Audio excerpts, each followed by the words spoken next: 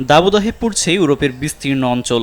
Spain, France, Italy, Portugal, Germany, Belgium ও Netherland সহ বিভিন্ন দেশের তাপমাত্রা 40 ডিগ্রি সেলসিয়াস ছাড়াচ্ছে নিয়মিতই। কোথাও কোথাও পারদ উঠছে 46 ডিগ্রির কাছাকাছি। তীব্র গরমে স্বাস্থ্য ঝুঁকি এবং জনজীবনে নেমে এসেছে চরম দুর্ভোগ। তাপপ্রবাহের সবচেয়ে ভয়াবহ চিত্র দেখা গেছে ফ্রান্সে। দেশটিতে গত এক সপ্তাহে প্রাণ হারিয়েছে 2000-এর বেশি মানুষ।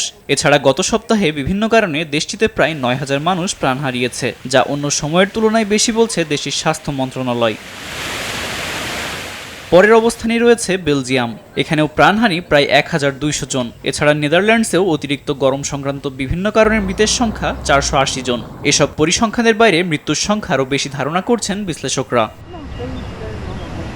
ইম্পেরিয়াল কলেজ লন্ডন এবং London school of hygiene and tropical মেডিসিনের এক গবেষণায় দেখা গেছে, জুনের শেষ দিকের মাত্র 10 দিনের তাপপ্রবাহে ইউরোপের 12টি বড় শহরে প্রায় 2300 মানুষ প্রাণ হারিয়েছেন। এর মধ্যে সবচেয়ে বেশি ঝুঁকিতে 65 ঊর্ধ্ব নাগরিকেরা।